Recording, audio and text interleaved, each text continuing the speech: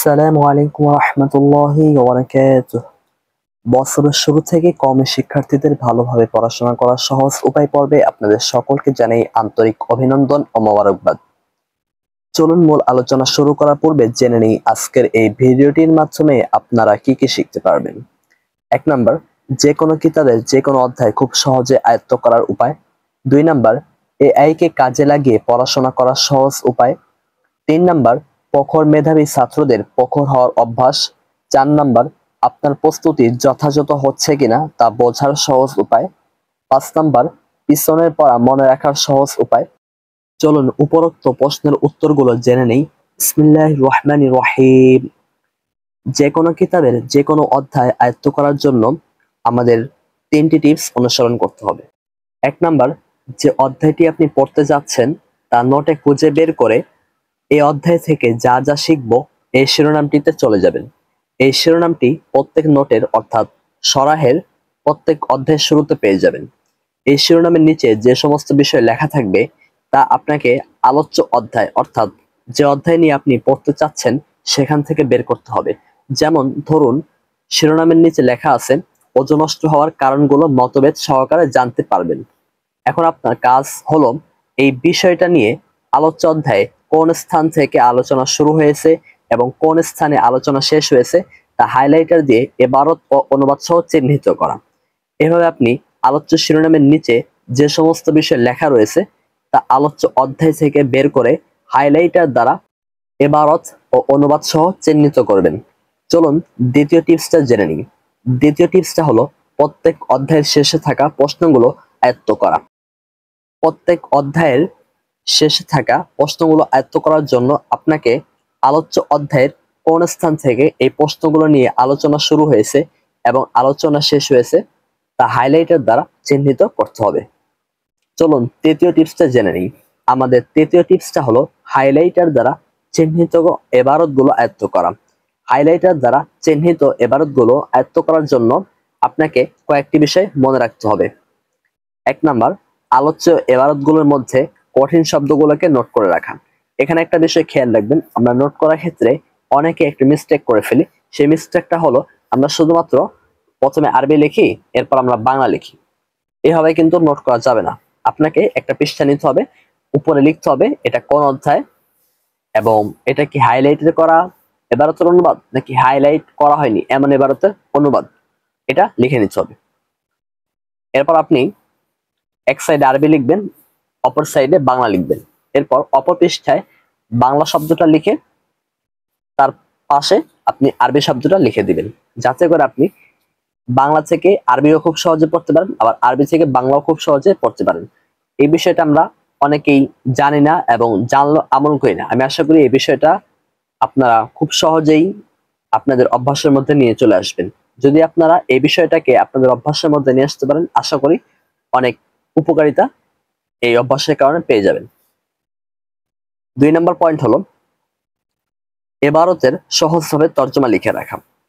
আশা করি এই দুইটা বিষয় আপনারা বুঝতে পেরেছেন। এখন আমরা আলোচনা করব একটি গুরুত্বপূর্ণ বিষয় নিয়ে। গুরুত্বপূর্ণ বিষয়টা হলো কঠিন শব্দ দ্বারা এখানে কি উদ্দেশ্য।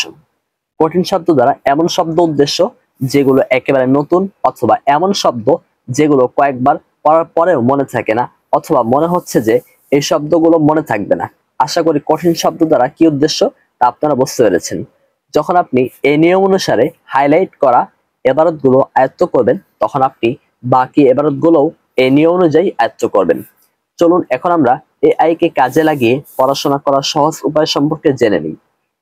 যতটুকু অনুবাদ আপনি হাইলাইটার দ্বারা দাগিয়েছেন সেগুলো ব্যতীত বাকি অনুবাদ ও নোটে থাকা ব্যাখ্যাগুলোর ছবি তুলবেন।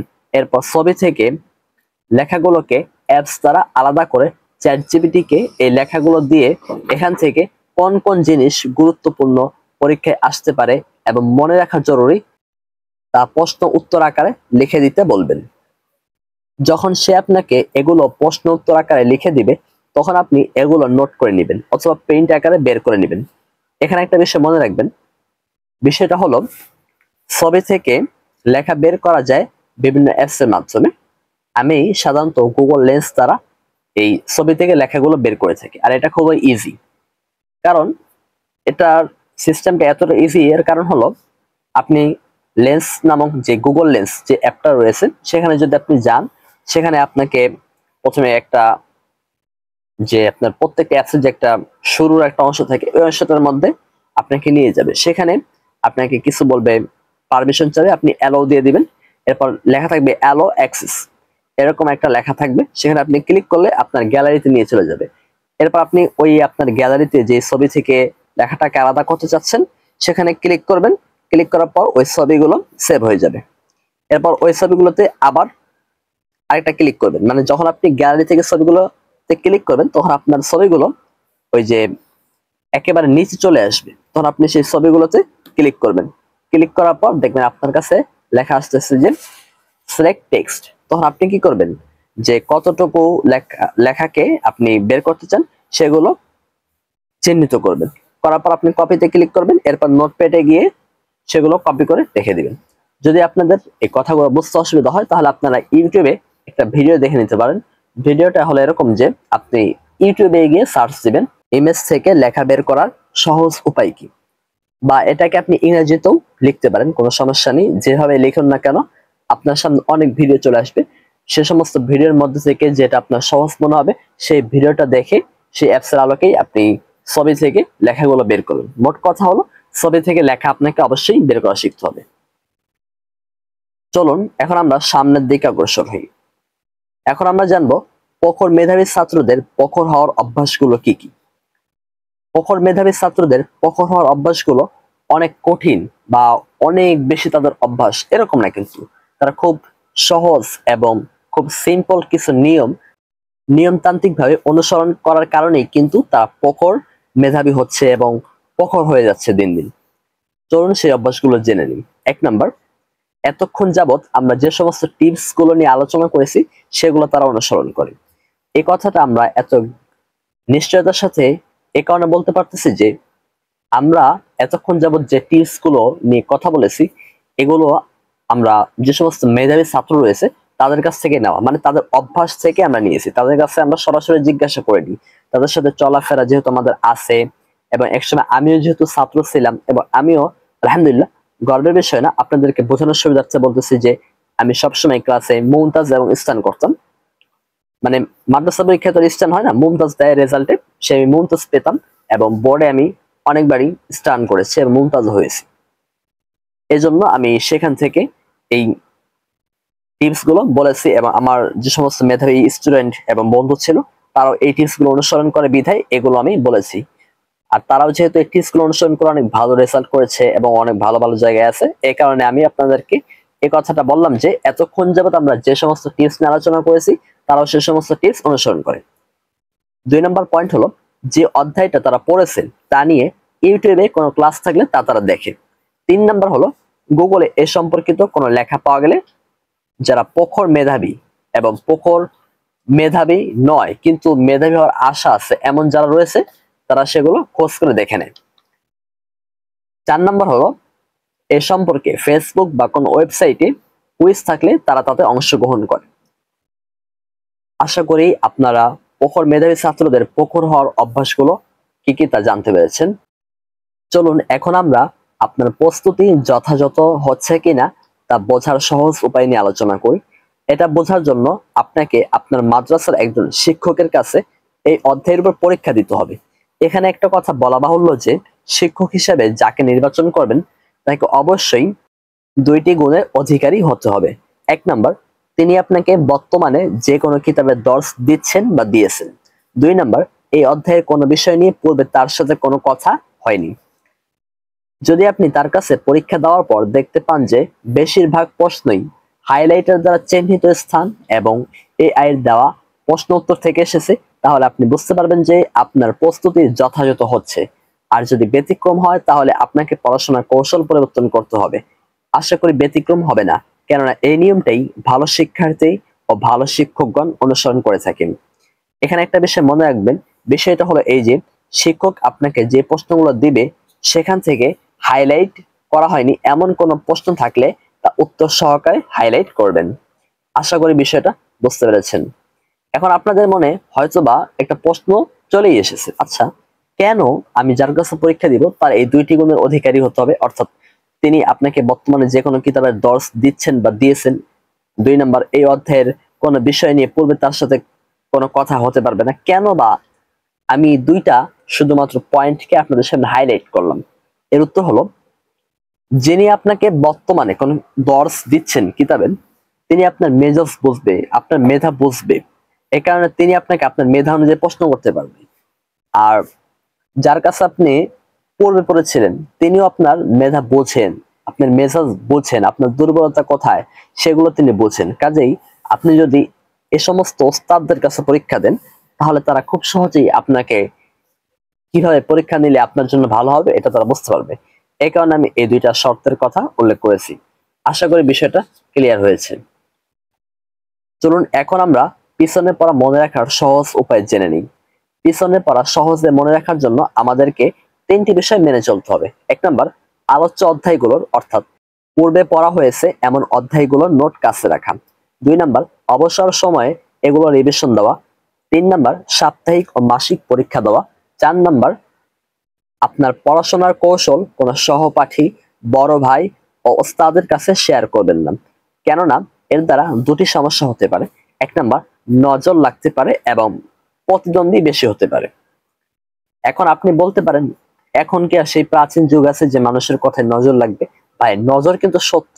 আল্লাহ রাসূল সাল্লাল্লাহু আলাইহি ওয়াসাল্লাম নজরের ব্যাপারে অনেক কথা বলেছেন। আচ্ছা, নজরের বিষয়টা আমরা হাদিস থেকে বাদ দিই, একটা যুক্তির মাধ্যমে বোঝার চেষ্টা করি। দেখুন, আমরা অনেক সময় দেখবেন আমাদের বাচ্চাদেরকে হুজুরের কাছে নিয়ে আসি। কেন? কারণ আমরা বলি, হুজুর একটু আমার বাচ্চাকে ঝেড়ে দেন, তার নজর লাগছে। কেন? তার এই নজর লাগছে বিধায় তার শরীর খারাপ হচ্ছে, কয়েকদিন যাবত পাতলা পায়খানা, কয়েকদিন যাবত সে হাঁটাচলা করতে পারতেছে না, কিছু খাচ্ছে না। আমরা এরকম কথাবার্তা কিন্তু বলে থাকি। আর অনেক সময় আমরা এরকম বলে থাকি, হুজুর আমার এই গাছটার ফল দিত আগে, ভালো ফল হইতো, কিন্তু এখন ফল দিচ্ছে না। ওই অমক গাঁজাখোর এবং নেশা করে তার নজরের কারণে আমার এই ফল গাছটায় কেমন সমস্যা দেখা দিচ্ছে। আমরা কিন্তু এই সমস্ত অভিযোগ নিয়ে অনেক সময় হুজুরদের কাছে এসে অনেক পরামর্শ নিয়ে যাই। এখন আমার কথা হলো, দেখুন, একজন বদকার মানুষের নজরের কারণে যদি আম নষ্ট হয়ে যেতে পারে, একটা ছেলে একটা মেয়ে তাদের যদি ক্ষতি হতে পারে, তাহলে আপনাকে আল্লাহ তাআলা যে এলেম দিচ্ছেন, এই এলেমটা কি কোনো মানুষের, মানে কোনো খারাপ মানুষের নজরের কারণে নষ্ট হয়ে যেতে পারে না? বা আপনার কি কোনো ক্ষতি হতে পারে না? অবশ্যই ক্ষতি হতে পারে। এই কারণে আপনাকে অবশ্যই আপনার কৌশলগুলোকে সকলের কাছে শেয়ার করা যাবে না। আমি বলবো কারো কাছে শেয়ার করার দরকার নেই। আর এটা একটা খুবই একটা ভালো একটা অভ্যাস যে আপনার সফলতার পথ আপনি কারো কাছে শেয়ার করেন না, শুধুমাত্র যারা খুব পরিচিত বা যাদের তত্ত্বাবধানে থাকেন তাদের কাছে শেয়ার করেন। আর এরকম মানুষ 2 থেকে 1 জন, এর বেশি না হওয়াই উচিত। যারা বড় বড় মানুষ, অর্থাৎ যারা জীবনে সফল হয়েছে, চাই সেটা দুনিয়াবী দিক থেকে হোক অথবা আখিরাতের দিক থেকে হোক, তারা কখনো শেয়ার করেননি। হ্যাঁ, তবে যদি কেউ আপনাকে জিজ্ঞাসা করেন, ভাই আপনি এত ভালো পড়াশোনা করতেছেন, কিভাবে এত দূর চলে যাচ্ছেন, তখন আপনি বিষয়টা বিবেচনা করে তাকে বলবেন। যদি দেখা যায় যে আপনার কথা সে মনোযোগ দিয়ে শুনবে, আপনার কথা মানবে, তাহলে আপনি বলবেন। আর যদি দেখা যায় যে আপনার কথা মনোযোগ দিয়ে মানবে না, আপনাকে তুচ্ছ তাচ্ছিল্য করবে, আপনাকে পচানোর জন্য সে আপনার কাছে এগুলো জানতে চাচ্ছে, তাহলে আপনার সেখানে উচিত হলো হেকমতের মাধ্যমে বেঁচে আসেন। বা এমত অবস্থায় আপনি আমার কাছে যোগাযোগ করতে পারেন। আমার হোয়াটসঅ্যাপ নাম্বার রয়েছে। হোয়াটসঅ্যাপ নাম্বারটা হলো 017449113। আপনি যদি আমাকে কখনো নক করেন, তাহলে অবশ্যই লিখে দিবেন যে আমি কমি কোচিং উইথ আরাফাত চ্যানেলের একজন ভিউয়ার্স বা সাবস্ক্রাইবার। আশা করি বিষয়টা বুঝতে পেরেছেন। যাই হোক, অনেক আলোচনা হয়ে গিয়েছে, আমরা এখন মূল টপিকে ফিরে আসি। আমাদের 2 নম্বর পয়েন্ট ছিল পরীক্ষার প্রশ্নের ধরন পরিবর্তন হয়ে যাবে। আমরা বলেছিলাম যে আপনি আপনার এই যে সফলতার যে ম্যাপ, এই ম্যাপটা কারোর কাছে শেয়ার করবেন না, কারণ এর দ্বারা 2টা সমস্যা হতে পারে। 1 নাম্বার, নজর লাগতে পারে, প্লাস প্রতিদ্বন্দ্বী বেশি হতে পারে। 2 নাম্বার, পরীক্ষার প্রশ্নের ধরন পরিবর্তন হয়ে যেতে পারে, কারণ আপনি যখন আপনার এই কৌশলগুলো আপনার ওস্তাদদেরকে বলে দিবেন, তখন তারা ভাববে আমরা তো এই নিয়মেই প্রশ্ন করে থাকি। যদি আমরা এই নিয়মেই প্রশ্ন করতে থাকি, তাহলে দেখা যাবে যে শুধুমাত্র এই ছাত্রটাই ভালো রেজাল্ট করবে, আর কেউ ভালো রেজাল্ট করবে না। সে তো আমাদের পরীক্ষার প্রশ্ন কিভাবে হয় এটা তো ধরে ফেলেছে, কাজে এভাবে আর প্রশ্ন করা যাবে না। তখন তারা সকলে মিটিং করে দেখবেন প্রশ্ন পরিবর্তন করে ফেলবে। এই কারণে আমি বলবো আপনি কখনোই এই ভুলটা করবেন না। আশা করি এতক্ষণ যাবত আমরা যে সমস্ত টিপস গুলো নিয়ে আলোচনা করেছি এগুলো আপনারা বুঝতে পেরেছেন। এরপরে যদি কোথাও কোনো অস্পষ্টতা থেকে যায় তাহলে অবশ্যই আপনারা তা আমাদেরকে কমেন্টে জানাবেন। আমরা ইনশাআল্লাহ আপনাদের প্রশ্নের উত্তর দেওয়ার যথাসাধ্য চেষ্টা করব। আর আজকে ভিডিওটি যদি আপনাদের সামান্যতম উপকার করে থাকে তাহলে অবশ্যই ভিডিওতে একটি লাইক দিয়ে দিনের সাথে ভিডিওটি শেয়ার করে দিবেন। আর আপনি যদি আমাদের চ্যানেলে নতুন হয়ে থাকেন তাহলে অবশ্যই আমাদের চ্যানেলটিকে সাবস্ক্রাইব করে পাশে থাকা নোটিফিকেশন বাটনটি বাজিয়ে দিবেন, যাতে করে আমরা এরকম নিত্য নতুন পড়াশোনা সম্পর্কিত যত ভিডিও আপলোড করি না কেন তা আপনার নিকট পৌঁছে যায়। আশা করি আপনারা আমার কথাগুলো বুঝতে পেরেছেন। আর এই ভিডিওটি আপনাদের কেমন লাগলো অবশ্যই তা কমেন্টে জানাবেন। সকলের সুস্বাস্থ্য কামনা করে আজকের মতো বিদায় নিচ্ছি। আসসালামু আলাইকুম ওয়া রাহমাতুল্লাহি ওয়া বারাকাতুহু।